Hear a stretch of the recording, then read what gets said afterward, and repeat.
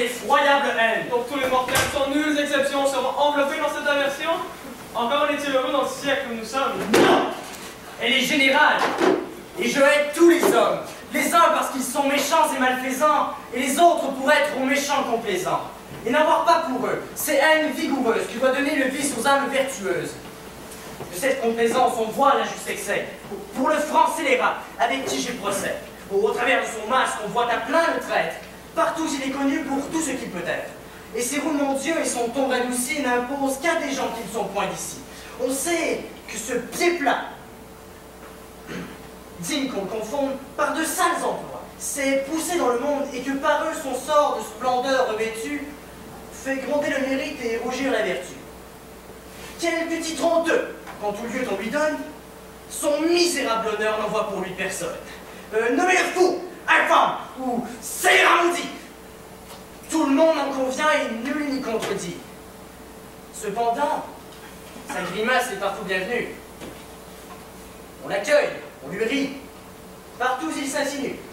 Et s'il est par la brigue marrante à disputer, sur le plus honnête homme on le voit l'emporter tête bleue.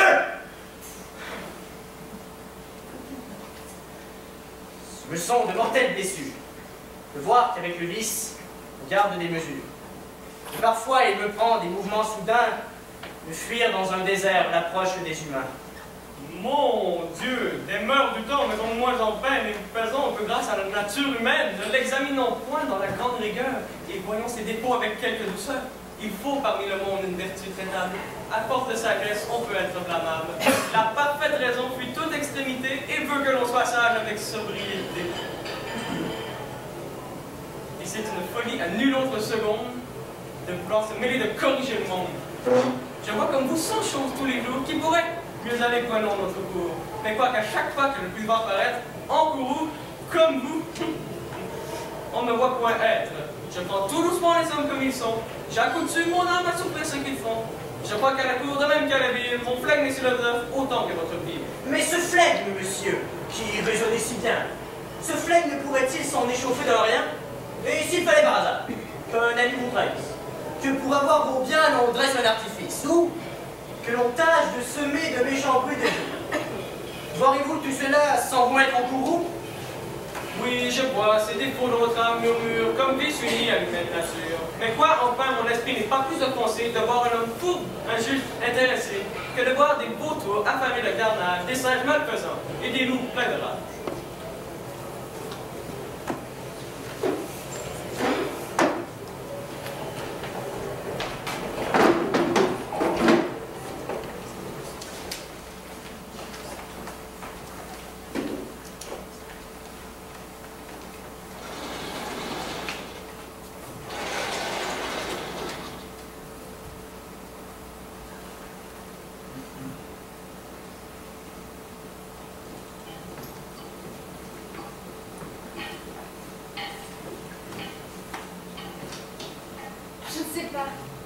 Je ne sais pas.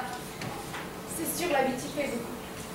Après la mort de mon père, par exemple, nous pouvions nous habituer à nous passer d'ordonnances. Mais en dehors de l'habitude, il me semble que c'est tout simplement l'esprit de justice qui parle en moi. Ailleurs, c'est peut-être différent, mais dans notre vie, les hommes les plus honnêtes, les plus généreux et les plus élevés, ce sont les militaires. J'ai soif. Je prendrai bien du thé. On va servir tout à l'heure. On m'a mariée quand j'avais 18 ans. J'avais peur de mon mari parce qu'il était professeur et moi, je sortais à peine du lycée. Il me paraissait alors terriblement savant, intelligent et important. Maintenant, ce n'est plus la même chose malheureusement. Mais oui. Je ne bats pas mon mari. Je suis habituée, mais parmi les civils en général, il y a tellement de gens grossiers, peu aimables, mal élevés. La grossièreté me trouble, me blesse. Je souffre quand je vois un homme qui n'est pas si fin, c'est délicat et aimable. Il m'arrive de me trouver parmi les professeurs, collègues de mon mari. Je souffre franchement. Mais il me semble que cela va bien commencer. Civils ou militaires, ils sont tous pareils. Du moins dans cette ville. Cela va bien. Si vous écoutez un intellectuel d'ici, civil ou militaire, chacun en fait. quitte sa femme, quitte ses enfants, quitte ses propriétés, quitte ses chevaux. L'homme russe a quelque chose de très particulier, une hauteur de pensée. Mais dites-moi, pourquoi, dans sa vie, reste-t-il toujours à un niveau si bas? Pourquoi? Pourquoi? Pourquoi crève-t-il de ses enfants et de sa femme? Et pourquoi sa femme et ses enfants crèvent-ils de lui? Aujourd'hui, vous n'êtes pas d'excellente humeur. C'est possible. Je n'ai pas déjeuné aujourd'hui, je n'ai rien mangé depuis ce matin. Ma fille ne va pas très bien. Et dès que mes filles commencent à être malades, je suis inquiet et je les remords d'avoir donné une mère pareille. Si vous l'aviez vu ce matin, quelle pitié. Depuis 7 heures, nous nous sommes disputés. À 9 heures, j'ai claqué la porte. Je n'en parle jamais. C'est drôle. Je ne me plains qu'à vous. Ne m'envoyez pas, je n'ai personne d'autre que vous. Vous seul. Quel ronflement d'emploi. Avant la mort de mon père, le vent soufflait dans la cheminée. Exactement comme ça. Vous êtes superstitieuse? Oui. C'est étrange. Vous êtes une femme admirable, merveilleuse. Admirable, merveilleuse. Il fait sombre ici, mais je vois comme vous ouvrez.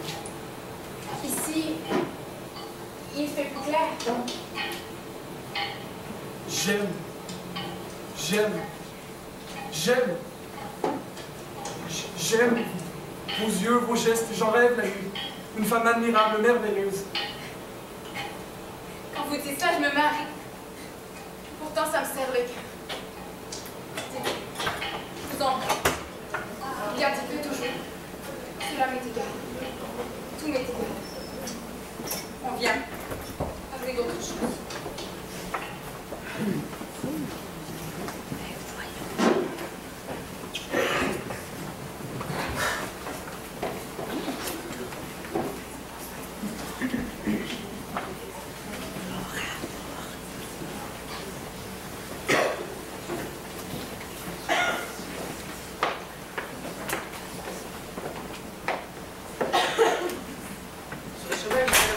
J'ai vu tant de forêts. Et ici dans l'ordre, si peu de bûches. Nous allons nous voir tous les jours, Tous les jours. tous les matins, Tous les matins. à 5 heures. À 5 heures. Oui, c'est là que mon cerveau est le plus vite. Vous grimacez? Ce sont mes souliers. Ils sont neufs. Non, c'est le froid. Non, c'est 5 heures du matin. Je veux venir à mon pays pour deux choses. La première, je veux que vous m'expliquiez ce qu'est l'amour. Et la deuxième? Comment s'en débarrasser? Il y a quelque temps, je crois, pour la première fois, avoir éprouvé ce sentiment. Je n'arrive toujours pas à m'expliquer ce qui nous porte vers une personne plutôt que vers une autre, et ce, avant même d'en connaître le mérite. Où donc cette sournoise attirance prend-elle l'origine? L'amour est une émotion qui incite l'homme à se joindre aux objets qui paraissent être convenables. Poursuivez. On distingue deux sortes d'amour. L'une est nommée amour de bienveillance, c'est-à-dire qui incite l'âme à aimer, à vouloir du bien à ce qu'on aime. Et l'autre, Amour de concupiscence, c'est-à-dire, qui incite l'homme à désirer la chose que l'on aime. et lesquels en sont les signes distinctifs? Chaque passion nous transforme physiquement, et chacune d'elles a ses propres symptômes. On peut les reconnaître par un changement de respiration, de pouls, ou encore par la variation de la couleur de la peau. Si je tremble comme une feuille, si je deviens rouge comme un danois, cela trahit mon sentiment? À celui qui peut en lire les signes, oui. Et les expressions du visage? Le visage, le fourbe. Il est difficile d'en distinguer les actions, car notre volonté peut en changer les expressions. Pour cacher une passion, on peut en imaginer une autre fortement contraire. Dites-moi plus sur cet amour que vous nommez concupiscent. Sous son emprise, on ressent une douce chaleur dans la poitrine. Le teint devient rose à cause de l'agitation du sang. Les battements du cœur se font plus longs et plus forts que de coutume, et la digestion des viandes se fait promptement dans l'estomac. De sorte que cette passion est fort bonne pour la santé. Comment ne pas confondre les deux sortes d'amour? Souffle court et rapide, Souffle court et rapide, forte roseur de la peau. forte roseur de la peau. Je crois, madame, que vous savez très bien distinguer l'une de l'autre.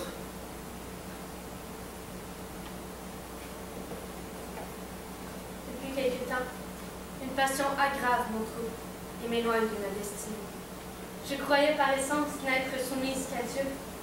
Me voici sous le joug d'une personne inférieure. Tous ces troubles me distraient des choses de l'État.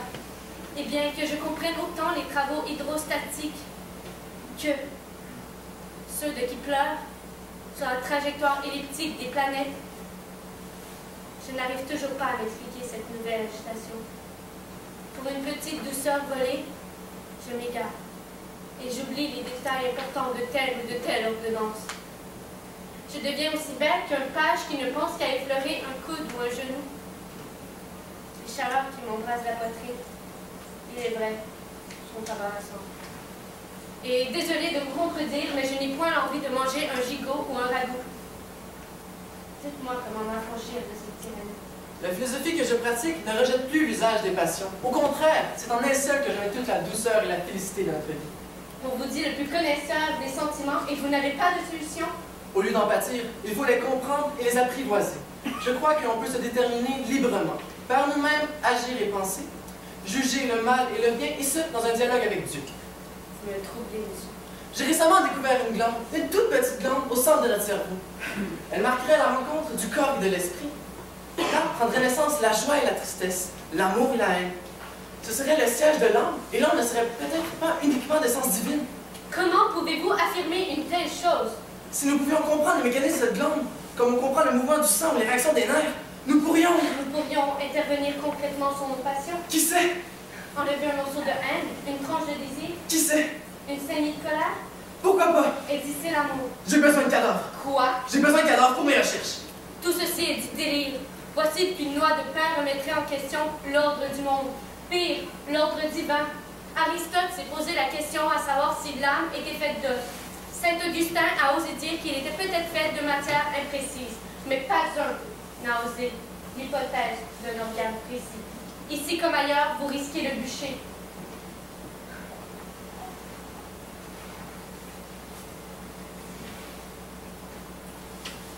Tout ce trouble n'est pas précis.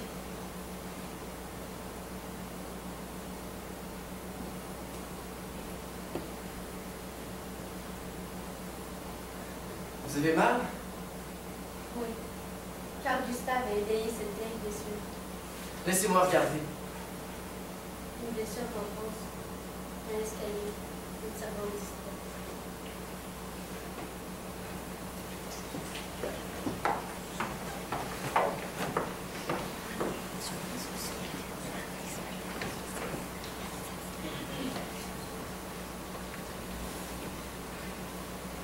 Quelle idée! Vous connaissez trop de choses inutiles. Je crois qu'il n'existe pas et ne peut exister une ville assez grise et morne pour qu'un homme intelligent et cultivé n'y soit nécessaire.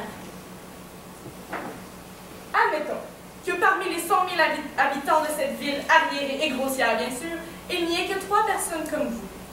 Il est évident que vous n'aurez jamais raison de cette ville, que vous n'aurez jamais raison de cette masse obscure qui vous entoure. Tout au long de votre vie, vous serez obligé de céder petit à petit. Vous allez vous perdre dans cette immense foule. La vie vous accablera. Mais pourtant, vous ne disparaîtrez pas. Vous ne resterez pas sans influence. Après vous, on en trouvera peut-être 6 de votre espèce, puis 12, et ainsi de suite, jusqu'au jour où la majorité vous ressemblera. Dans 200 ou 300 ans, la vie sur cette terre sera incroyablement belle, étonnante. L'homme a besoin d'une telle vie, et s'il ne l'a pas encore, il doit la pressentir, l'attendre, la rêver, s'y préparer. Et pour cela, il doit voir et savoir davantage que ne voyaient et ne savaient son père et son grand-père. Et vous qui vous plaignez d'en savoir trop,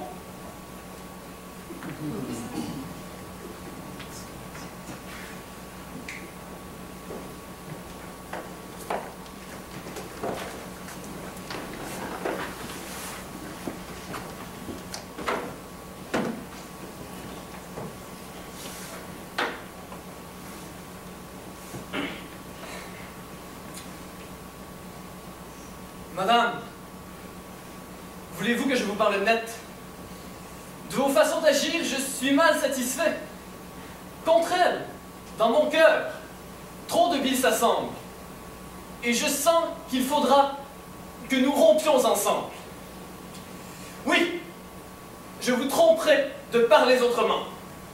Tôt ou tard, nous romprons indubitablement et je vous promettrai 1000 fois le contraire, que je ne serai pas en pouvoir de le faire. C'est pour me quereller donc à ce que je vois que vous avez voulu me rappeler chez moi. Je ne querelle point, mais votre humeur, madame, m'ouvre au premier venu. Trop d'accès dans votre âme. Vous avez trop d'amants qu'on vous voit obsédé. Et mon cœur, de cela, ne peut s'accommoder. Des amants que je fais, me rendez-vous coupable? Puis-je empêcher les gens de me trouver aimable? Et lorsque pour me voir, ils font de doux efforts, dois-je prendre un bâton pour les mettre dehors? Non, ce n'est pas, madame, un bâton qu'il faut prendre, mais un cœur à leurs vœux, moins facile et moins tendre. Je sais que vos appâts vous suivent en tout lieu, mais votre accueil retient ceux qu'attirent vos yeux et sa douceur offerte. À qui vous rend les armes, achève sur les cœurs l'ouvrage de vos charmes, le trop riant espoir que vous leur présentez, attache autour de vous leurs assiduités et votre complaisance. Un peu moins étendue, de tant de soupirants, chasserait la queue. Mais madame, dites-moi au moins par quel sort votre cri tendre, à l'heure de vous plaire si fort, sur quel fond de mérite et de vertu sublime appuyez-vous en lui l'honneur de votre estime?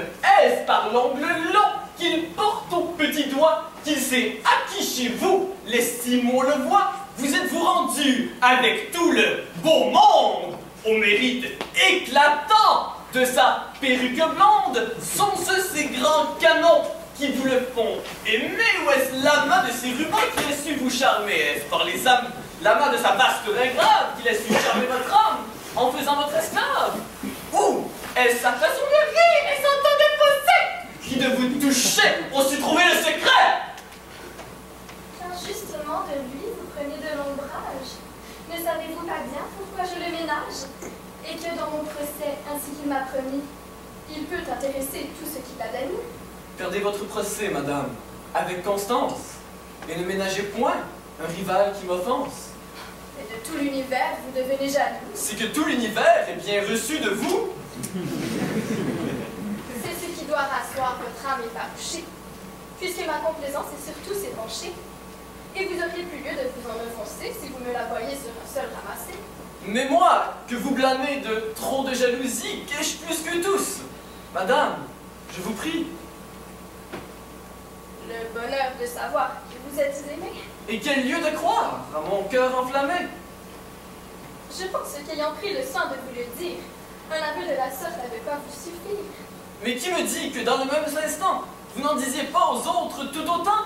Oh, certes, pour un amant, la fleurette est mignonne. Et vous me traitez là de gentille personne. Eh bien, pour vous ôter d'un semblable souci, de tout ce que j'ai dit, je me dédie ici. Et rien ne saurait plus vous tromper que vous-même. Soyez content. Morbleu, faut-il que je vous aime?